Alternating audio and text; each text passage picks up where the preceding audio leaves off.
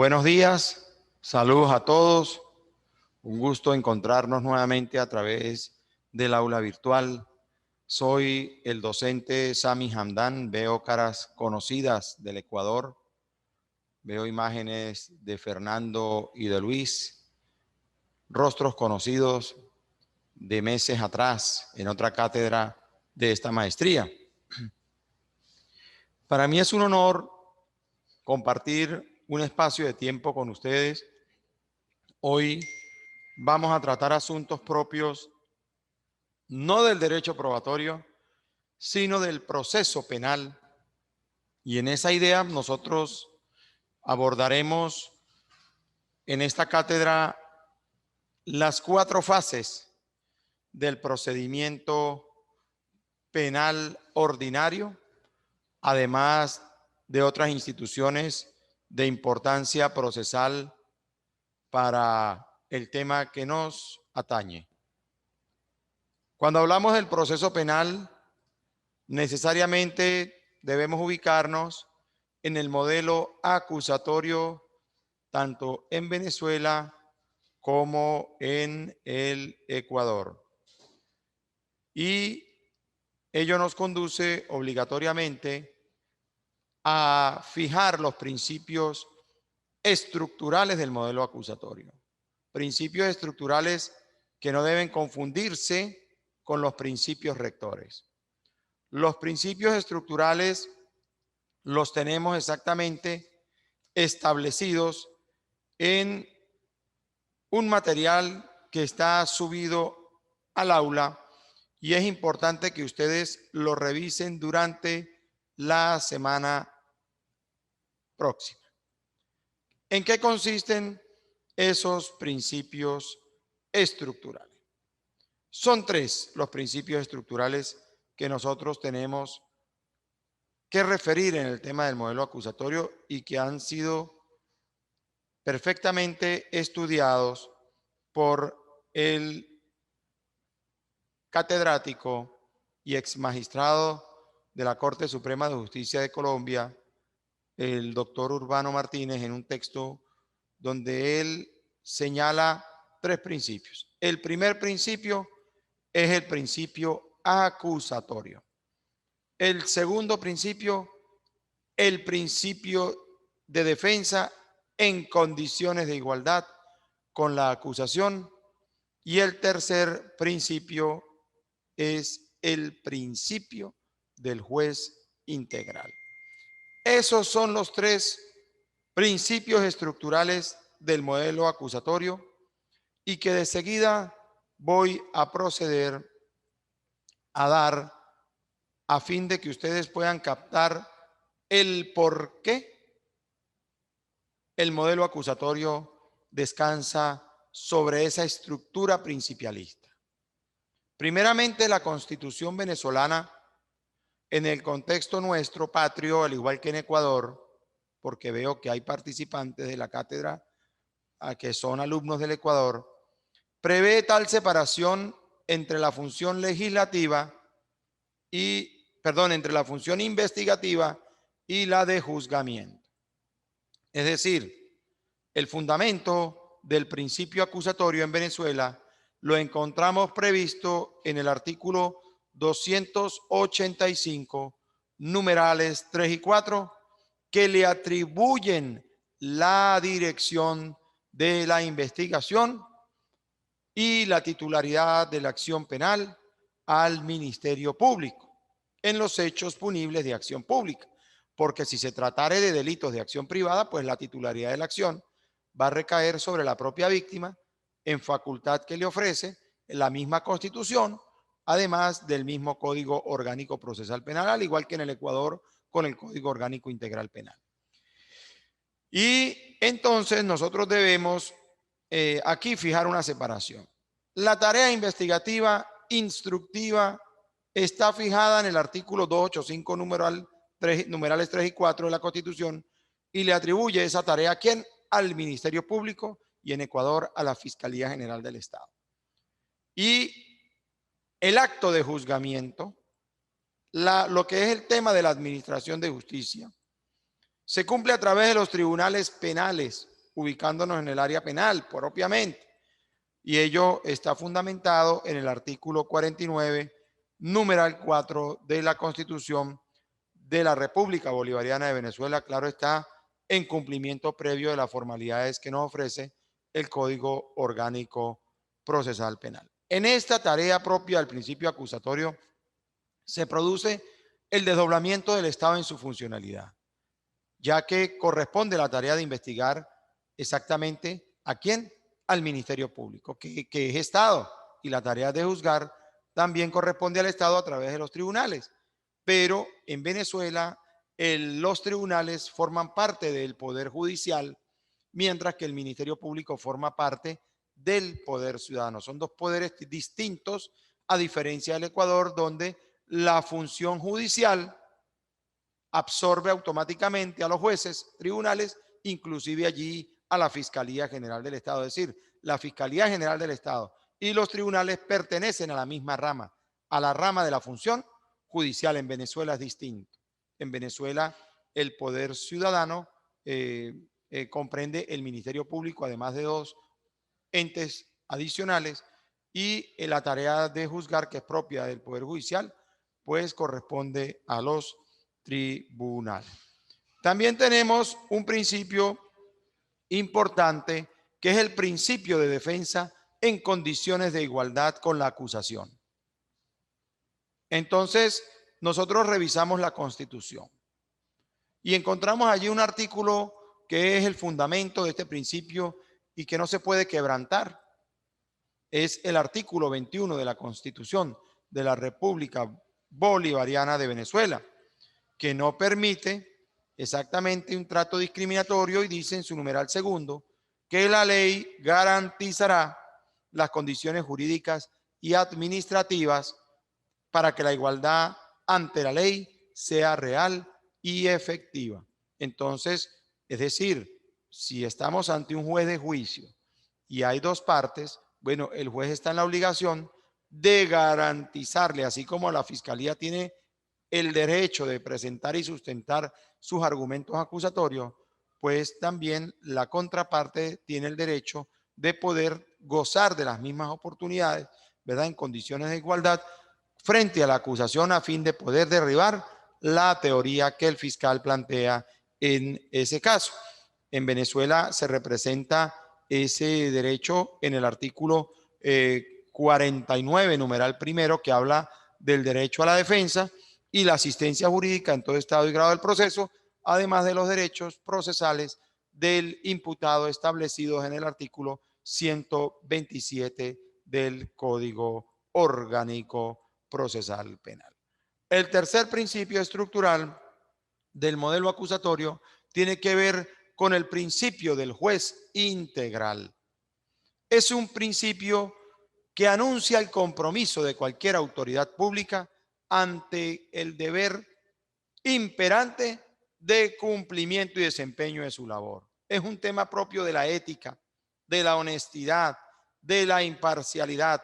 Los jueces no están exentos de la exigencia ética en el desempeño de las tareas, con estricto apego a la Constitución y a la legalidad.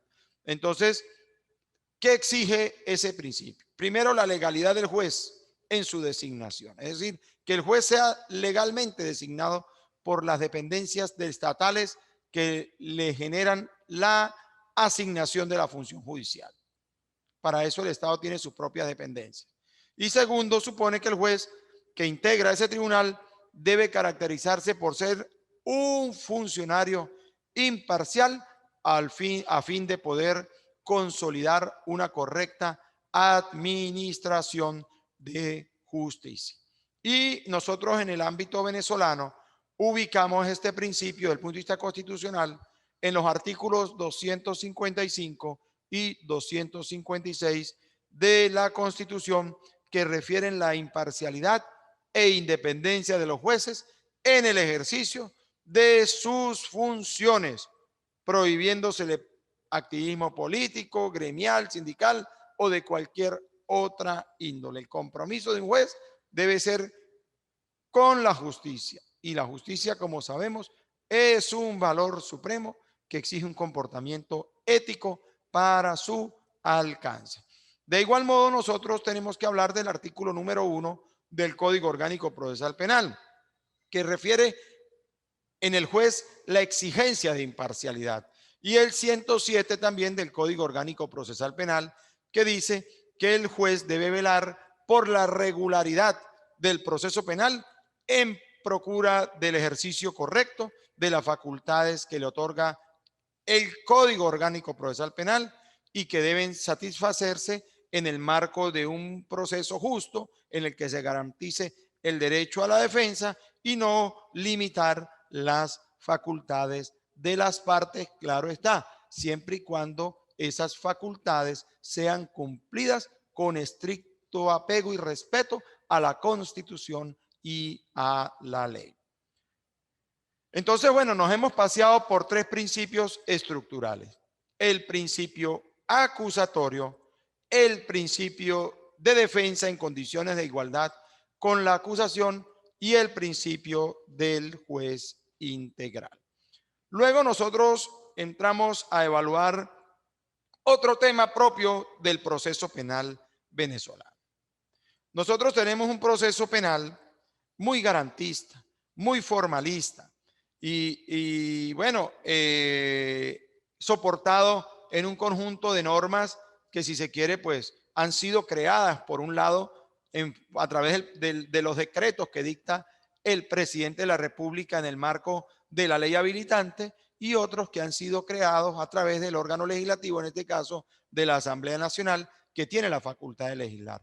Pero también debemos señalar que nosotros en Venezuela tenemos también jurisdicción normativa y la jurisdicción normativa es la legislación que ha generado la Sala Constitucional del Tribunal Supremo de Justicia a través de criterios de naturaleza interpretativa y que por mandato expreso de la Constitución adquieren el carácter de vinculante y se convierten en ley obligatoria para todos una vez publicada en la Gaceta Oficial de la República Bolivariana de Venezuela. Vamos a entrar a evaluar o a considerar ahora los principios que rigen el proceso penal en Venezuela, que vienen siendo prácticamente los mismos principios que rigen el proceso penal en el Ecuador. Yo les voy a subir a los compañeros del Ecuador un material sobre este punto para que ustedes puedan hacer las comparaciones. Incluso ese material va a estar disponible para todos en el aula. Les voy a subir el material de los principios estructurales y también de los principios rectores en el ámbito del Código Orgánico Integral Penal del Ecuador con relación a la Constitución de la República del Ecuador, además del material que estoy exponiendo el día de hoy sobre el mismo aspecto, pero en el ámbito de Venezuela. Nosotros tenemos 5 principios rectores. El principio de oralidad, el principio de inmediación, el principio de publicidad, el principio de contradicción y el principio de concentración y continuidad. Entramos a hablar de la oralidad. La oralidad constituye una garantía de justicia. Es una garantía de justicia. El juez, a través de la voz, percibe los alegatos de las partes. Por favor, cierren el micrófono quien lo tenga abierto. Para evitar, hay varios micrófonos abiertos, por favor, procuremos cerrarlos. Nosotros tenemos que nuestro modelo acusatorio, si bien nace porque producto de un proyecto, si se quiere, de las Naciones Unidas para el procedimiento en materia penal, debo señalar que en el año 1990 a 1992 existía el proyecto de reglas mínimas de las Naciones Unidas para el procedimiento en materia penal. Y dentro de sus recomendaciones o de sus reglas, exactamente en la regla 25, numeral primero, se establecía en favor del imputado el derecho a ser juzgado en un juicio oral. En este proyecto de reglas mínimas, pues que constituía un documento modelo para el mundo, pues se fijaban algunas pautas que debían regir el modelo acusatorio y que es un documento de sumo interés porque tiene altísima importancia histórica en la materialización del modelo acusatorio en Latinoamérica, en esta parte del mundo.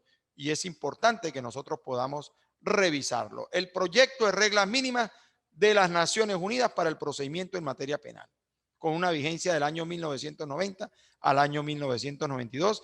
Ella marcó las pautas a través de unas reglas sobre lo que debía ser el modelo procesal penal con base al proceso acusatorio para los países que decidiesen pues acoger ese modelo procesal penal.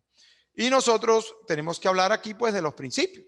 Y una de las exigencias de ese proyecto precisamente es el juicio oral, es decir, la oralidad es un elemento determinante para el modelo acusatorio en el ámbito de la realización de la justicia. Y precisamente nuestra Constitución, en el artículo 257, fija que el proceso constituye un instrumento fundamental para la realización de la justicia. Las leyes procesales establecerán la simplificación, uniformidad y eficacia de los trámites y adoptarán un procedimiento breve, oral y público. Entonces allí se reconocen dos principios: la oralidad y la publicidad.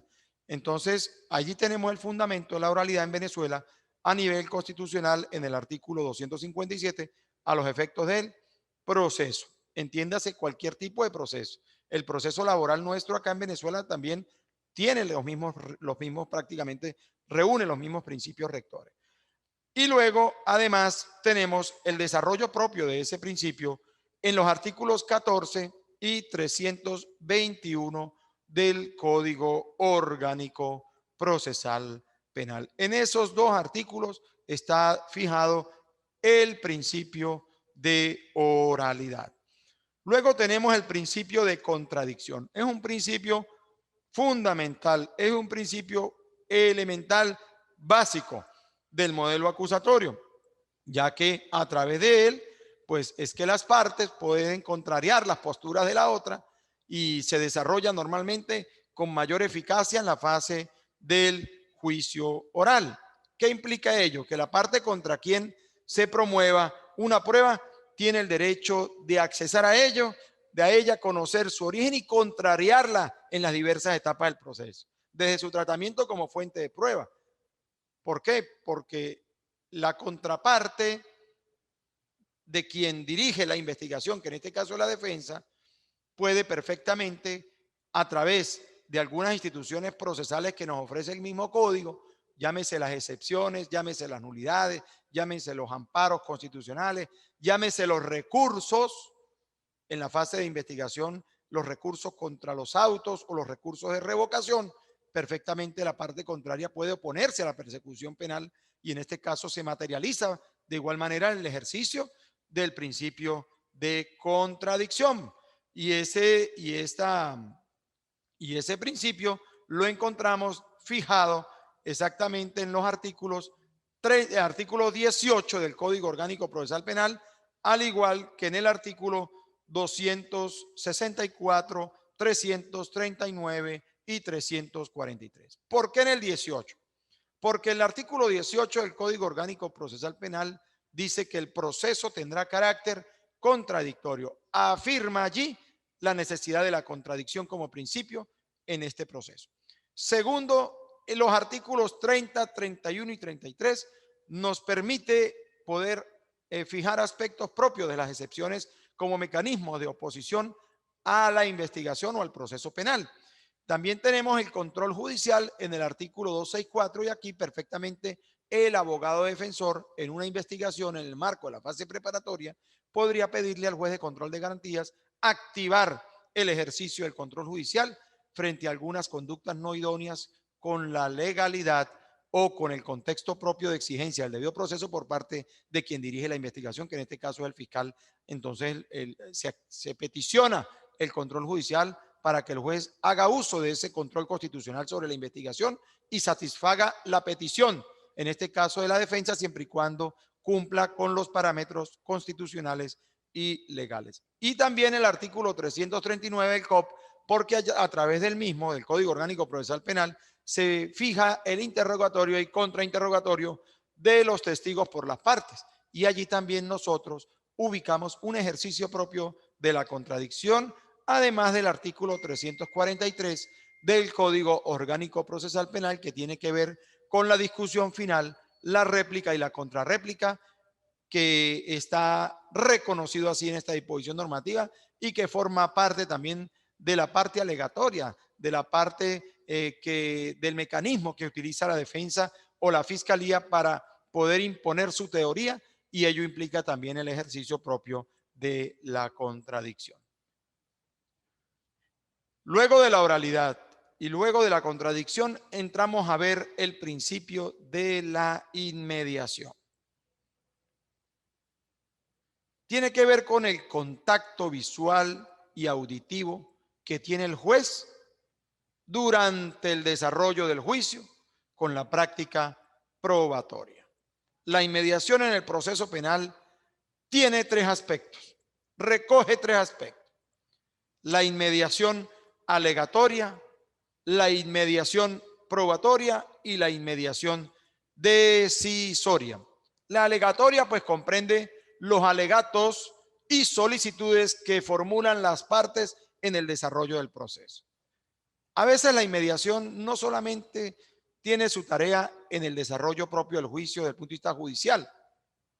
Hay otras etapas del proceso en las que el juez tiene que apreciar el comportamiento y estar muy pendiente de lo desarrollado en la misma audiencia.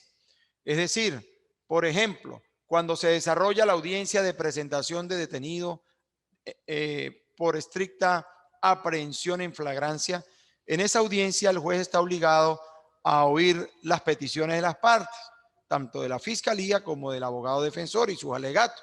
Y allí está presente el juez percibiendo a través del oído y de la vista lo que está ocurriendo en el desarrollo de la audiencia.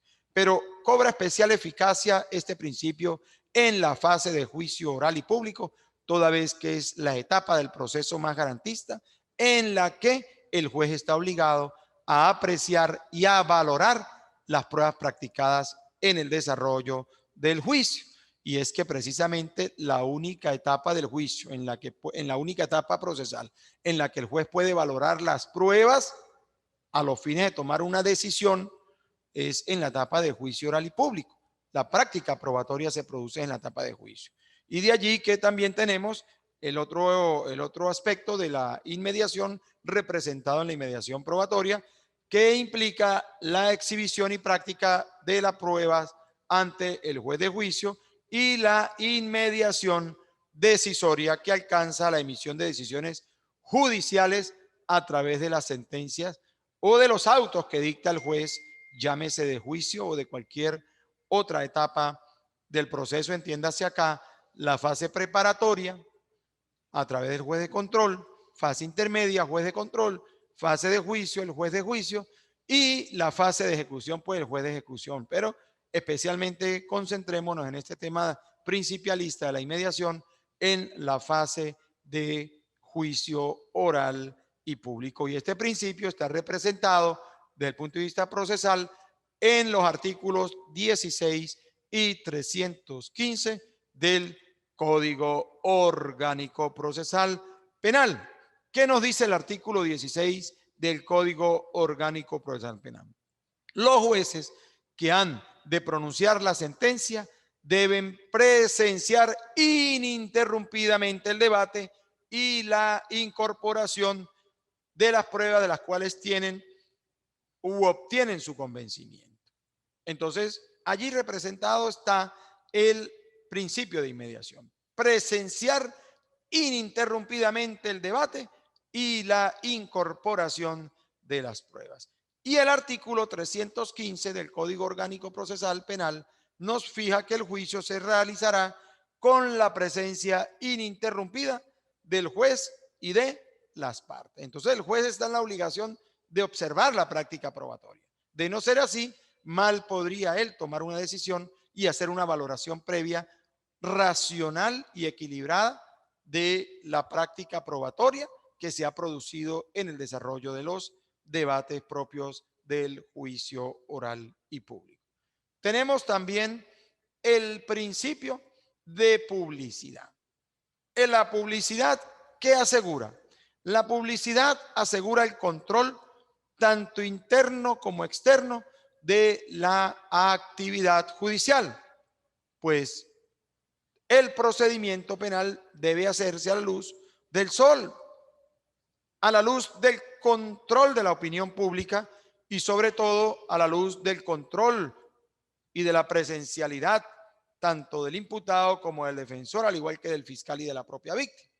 Es importante también la presencia de público en las audiencias penales. En Venezuela tenemos un detalle, a diferencia del Ecuador. Nosotros en Venezuela tenemos el principio de publicidad solamente posible en la fase de juicio oral y público. En las etapas anteriores al juicio, las audiencias no son públicas, son de acceso restringido, son audiencias prácticamente privadas. Y el fundamento nosotros de la publicidad, pues lo tenemos exactamente en la Constitución, en el artículo 257, que fija que a nivel del proceso, pues deberán adoptarse un procedimiento breve, oral y público. Es decir, la publicidad está enunciada como principio estructural o como principio rector, perdón, en nuestra máxima norma, que es la Constitución. Sin embargo, nosotros tenemos la publicidad restringida solo a los fines de la etapa de juicio oral y público por mandato mismo del Código Orgánico Procesal Penal. Y esa disposición prevé que el juicio oral tendrá lugar en forma pública, salvo las excepciones de ley. Ciertamente hay unas excepciones que impiden la publicidad del juicio, y no solamente aquí, sino también en el Ecuador. Y es que exactamente el artículo 316 del Código Orgánico Procesal Penal dice: el juicio oral o el debate será público, pero el tribunal podrá resolver que se efectúe total o parcialmente a puertas cerradas. ¿Cuándo? Entonces, allí entramos a evaluar el artículo 316 del Código Orgánico Procesal Penal en materia de publicidad, que nos dice lo siguiente a los efectos de la excepción de la no publicidad. El debate será público, pero el tribunal podrá resolver que se efectúe total o parcialmente a puertas cerradas cuando, primero, afecte el pudor o la vida privada de alguna de las partes o de alguna persona citada para participar en él. Segundo, perturbe gravemente la seguridad del Estado o las buenas costumbres. Tercero, peligre un secreto oficial, particular, comercial o industrial cuya revelación indebida sea punible. Cuarto, declare un menor de edad y el tribunal considere inconveniente la publicidad. Y quinto, cualquier otra circunstancia que a criterio del juez perturbe el normal desarrollo del juicio. La resolución del juez que suspende la publicidad será fundada, ¿verdad? Será fundada, se dejará constancia, dice la resolución será fundada y se hará constar en el acta del debate. Desaparecida la causa de la clausura, se hará ingresar nuevamente al público. Entonces, fijémonos cómo la regla es la publicidad del juicio y la excepción es la no publicidad, y los motivos que permitan conducir al juez a tomar la decisión de la no publicidad, pues están establecidos exactamente en el artículo 316 del Código Orgánico Procesal Penal y que ya fueron señalados anteriormente. También tenemos el principio de concentración y continuidad. ¿Cuál es la finalidad de la concentración? Asegurar la percepción del juez a fin de que la misma se mantenga intacta en aras de facilitar una eficaz valoración de la prueba. Este principio comporta los siguientes aspectos importantes. Siempre se ha de procurar que el desarrollo de la audiencia de juicio se materialice en una sola oportunidad, en una sola audiencia, a no ser que resulte de un tema de suma complejidad que conduzca al juez obligatoriamente a fijar varias audiencias. Pero la distancia entre audiencia y audiencia no debe ser larga, no debe ser superior a 15 días a fin de mantener la continuidad en el desarrollo del juicio. La identidad de las personas físicas del juez debe permanecer inamovible desde el inicio hasta el final del juicio. Es decir, no puede iniciar el juicio un juez X hoy y concluirlo otro juez. La concentración y continuidad exigen la presencia del mismo juez que inició hasta la conclusión del desarrollo del juicio oral y público. Y además busca proteger la percepción, la memoria del juez en razón a la cantidad de juicios que pueda estar manejándose o pueda estar llevando en un determinado tiempo.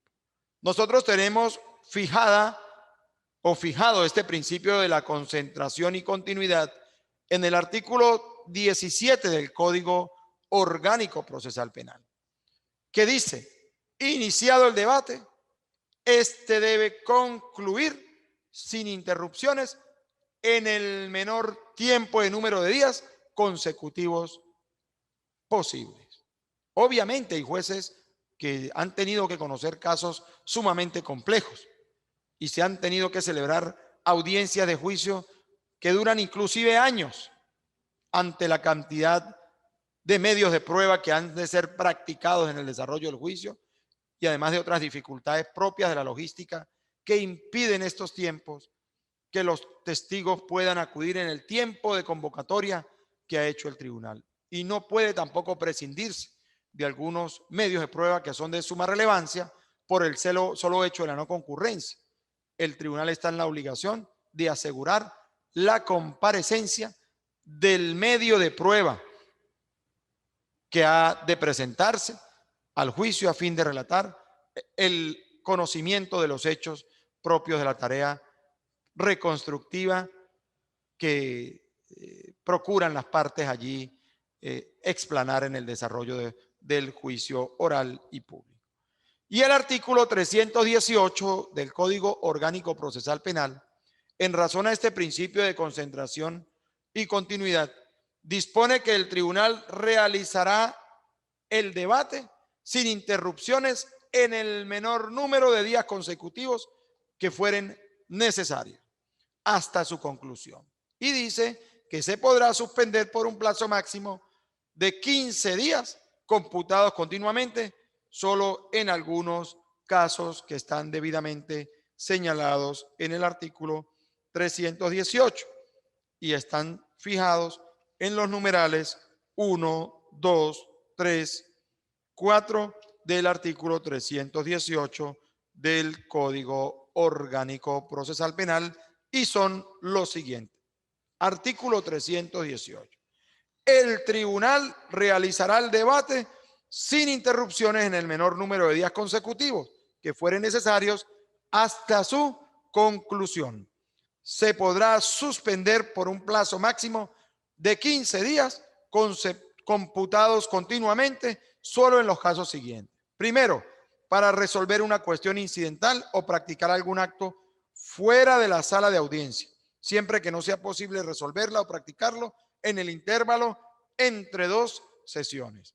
Segundo, cuando no comparezcan testigos, expertos o expertas o intérpretes cuya intervención sea indispensable, salvo que pueda continuarse con la recepción de otras pruebas hasta que el ausente sea conducido por la fuerza pública. Tercero, cuando algún juez, el acusado, su defensor o el fiscal del Ministerio Público se enfermen a tal extremo de que no puedan continuar interviniendo en el debate, a menos que los dos últimos puedan ser reemplazados inmediatamente. En este caso, cuando hablamos de los dos últimos, hablamos del defensor o del fiscal. Cuarto, si el Ministerio Público lo requiere para ampliar la acusación o el defensor lo solicite en razón a la ampliación de la acusación, siempre que por las características del caso no se pueda continuar inmediatamente. En este último punto, por ejemplo, se está desarrollando el juicio y producto del desarrollo del debate surge la posibilidad de imputar un delito adicional al acusado. Entonces, bueno, allí el defensor o el fiscal bien podrían pedirle al juez la interrupción a los efectos de poder incorporar ese nuevo delito y el defensor poder cumplir con ciertos pedimentos a fin de poder defenderse frente al nuevo delito que está surgiendo en el desarrollo del debate. Entonces, nosotros tenemos esos 5 principios. Como dije antes, el principio de la oralidad, el principio de la inmediación, el principio de la publicidad, el principio de la contradicción y el principio de la concentración y de la continuidad. Ahora nosotros nos vamos a ubicar exactamente en la fase preparatoria del procedimiento penal ordinario. ¿Qué nos quiere decir esta fase? ¿A qué se refiere la fase preparatoria del procedimiento penal ordinario? Bueno, el procedimiento penal ordinario en Venezuela, al igual que el procedimiento especial para el juzgamiento de delitos menos graves, al igual que el procedimiento especial para el juzgamiento de los delitos previstos en la ley orgánica sobre el derecho de las mujeres a una vida libre de violencia, tratan esos 3 modos de proceder de un mecanismo procedimental conformado por 4 etapas. La fase preparatoria, que es la etapa de la investigación, la fase intermedia, la fase de juicio y la fase de ejecución de sentencia. Sin embargo, cuando nos ubicamos a nivel del proceso penal venezolano, nosotros tenemos que referirnos a unos principios y garantías procesales que tienen cabida en todas las etapas del proceso, inclusive en los procedimientos especiales que no son parte del procedimiento ordinario, porque nuestro proceso penal tiene varias formas de proceder. Tenemos el procedimiento ordinario, que es el que referí hace rato, pero también tenemos, aparte del juzgamiento de delitos de violencia contra la mujer y el de delitos menos graves, tenemos el procedimiento abreviado, que es cuando la persona que es detenida en estricto estado de flagrancia, cometiendo el delito, es trasladada al Tribunal de Control de Garantía de Guardia. El fiscal formula la imputación y pide el procedimiento abreviado porque encuentra ya suficientemente acreditado el delito, porque han recabado todos los elementos, todas las fuentes de pruebas necesarias que conducen a la no necesidad de una etapa de investigación, porque, por ejemplo, en los delitos de robo, cuando el sujeto es detenido y es hallado en su poder el objeto robado, el arma empleada para el robo, los testigos que lo señalan, el señalamiento de la víctima, la persecución en caliente y la aprehensión en estricto estado de flagrancia, y resulta ya para la audiencia en el marco de las 48 horas constitucionales acreditado todo ese elemento material probatorio necesario, como la experticia del arma de fuego empleada, la experticia de reconocimiento o de avalúo real o de prudencial del objeto robado, la entrevista de todos los testigos y la entrevista y la denuncia de la propia víctima, además de un excelente acta policial, pues entendemos que no resulta necesario pedir el procedimiento ordinario, sino pedirle al juez de control que habilite el procedimiento breve. ¿Y qué significa eso? Que a partir de la imputación que se le formula al sujeto activo del delito y del pedimento de calificación de flagrancia del delito endilgado, pues se pasa directamente a la etapa del juicio oral y público. Ese es un procedimiento breve. También tenemos otros procedimientos especiales, como el procedimiento de extradición activa y pasiva, el procedimiento del enjuiciamiento del presidente y altos funcionarios, el procedimiento para la reparación de daños y la indemnización de perjuicios, producto del hecho penal. Tenemos el procedimiento para el juzgamiento de las contravenciones, de las faltas penales en Venezuela, que son hechos punibles de menor entidad, que no generan detención. Tenemos también el procedimiento para el juzgamiento de los delitos de acción privada, es decir, Hay una cantidad de procedimientos, el procedimiento para aplicar medidas de seguridad para las personas enfermas con alguna discapacidad parcial desde el punto de vista mental, o aquellas personas que tienen algún problema de dependencia alcohólica o algo de alguna dependencia propia de los psicotrópicos.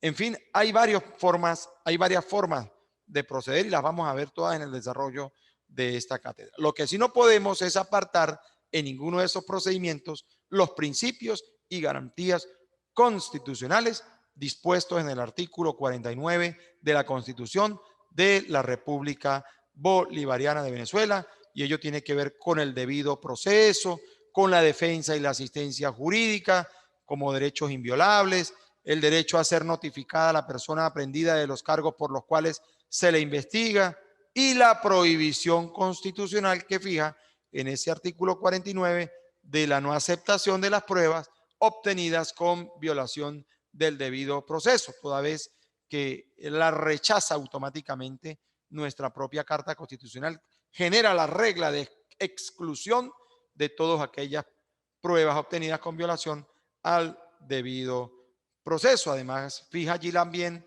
la opción de que el condenado pueda recurrir ante o frente a cualquier decisión que dicte, bien sea el juez de control, el juez de juicio o el juez de ejecución de sentencia.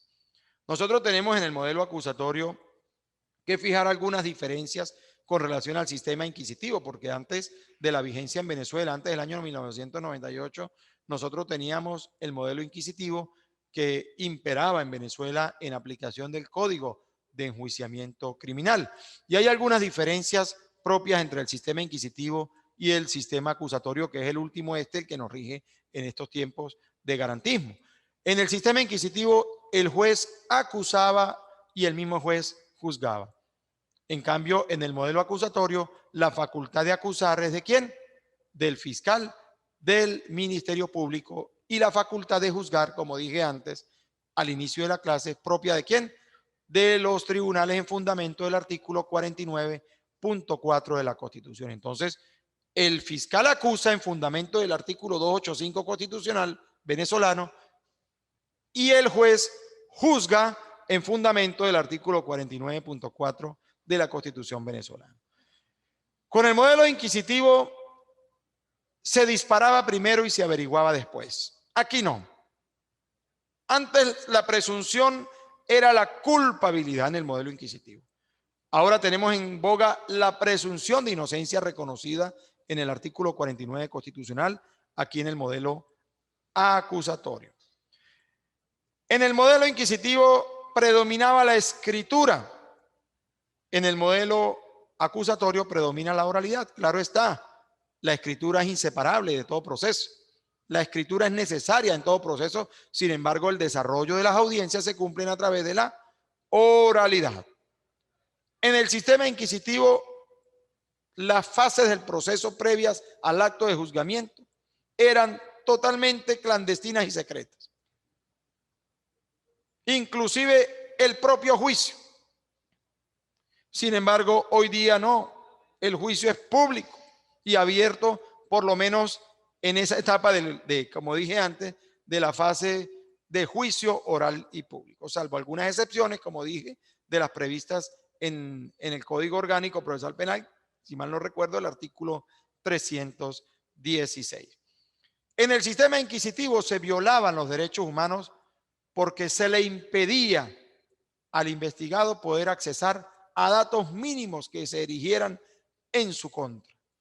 Mientras que el modelo acusatorio prevé una cantidad de garantías, ¿verdad?, para el ejercicio de ciertos derechos que inclusive en tiempos de estados de excepción se mantienen vigentes, porque recordemos que todo este tema de la pandemia ha conducido a que el mundo tenga que vivir bajo un régimen especial de excepción a través de los decretos de excepción, y en Venezuela no escapamos a esa realidad. Tenemos el decreto sobre el estado de excepción bajo la modalidad de alarma, pero bajo ninguna circunstancia, más allá de las restricciones de algunas garantías para el ejercicio de ciertos derechos, uno de los que se aparta de esa exclusión es el debido proceso en fundamento del Pacto Internacional de los Derechos Civiles y Políticos, de la Convención Americana de los derechos humanos de la misma Constitución y del mismo artículo 7 de la Ley Orgánica sobre los estados de excepción en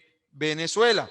Entonces es importante también acotar que en el sistema inquisitivo no se tenía prevista la participación ciudadana en el modelo acusatorio cuando nace en Venezuela. Sí, nosotros tuvimos aquí en Venezuela los tribunales conjurados y la figura del escabinado, que eran dos personas de la sociedad civil que acompañaban al juez profesional. Eso se acabó por un tema propio de ética, de eticidad, de honestidad, y lamentablemente hoy día la participación ciudadana se limita solamente a actos de investigación a través de los testigos o también de la concurrencia de personas al desarrollo del juicio oral y público. Y a nivel del proceso penal, pues el modelo adquisitivo en Venezuela tenía como norma guía el Código de Enjuiciamiento Criminal y la Constitución de 1961, y el modelo acusatorio de estos tiempos tiene como normas bases la Constitución de la República Bolivariana de Venezuela, además del Código Orgánico Procesal Penal, pero también debo referir el bloque de constitucionalidad conformado por los pactos, acuerdos y convenciones en materia de derechos humanos que ha suscrito nuestro país y que en fundamento de nuestro artículo 23 de la Constitución son parte extensiva de la misma Constitución en mejor derecho aplicable. Entonces, bueno, estos son los aspectos iniciales que he querido tratar durante la mañana de hoy como apertura de la cátedra de Derecho Procesal Penal. Es una parte o es un área del derecho que apasiona bastante a quienes amamos esta especialidad. En el ámbito de los principios y garantías procesales, debo señalar que nuestro Código Orgánico Procesal Penal, ya entrando en materia del Código Orgánico Procesal Penal, fija la titularidad de la acción penal al Ministerio Público, específicamente en el artículo 11, garantiza la defensa e igualdad de las partes en literalidad del artículo 12 del Código Orgánico Procesal Penal, y fija en el artículo 13 la finalidad del proceso. Y la finalidad del proceso es el alcance de la verdad con la mayor aproximación posible. Nosotros sabemos que a nivel de los procesos penales difícilmente se alcanza una verdad reconstructiva exacta.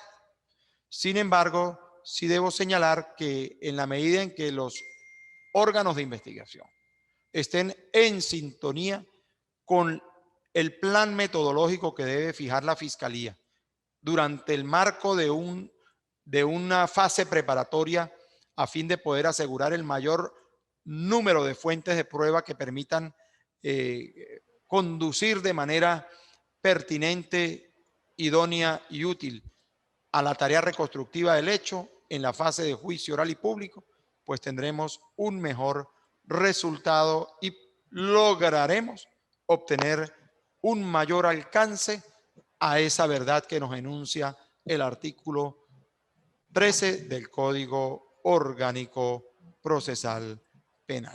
Y el objeto de la fase preparatoria precisamente tiene que ver, como lo dice el código. Yo he considerado que, bueno, esta enunciación es algo inquisitiva, pero está allí fijada en el artículo 262 del Código Orgánico Procesal Penal. Dice que la fase preparatoria dice, en ese 262, la preparación del juicio oral y público mediante la búsqueda de la verdad. Es decir, el objeto de la fase preparatoria, el objeto de la investigación es la preparación del juicio oral y público mediante la búsqueda de la verdad. Pero muy bien les puedo explicar que no toda investigación necesariamente debe concluir en la fase de juicio oral y público. Existen denuncias carentes de fundamento. Existen señalamientos calumniosos o injuriosos sobre personas atribuyéndoles determinados delitos, y la investigación ha conducido a descifrar que ese hecho no ocurrió. En esas circunstancias, uno está obligado a sobreseer la causa en favor de la persona falsamente señalada como autora de un delito.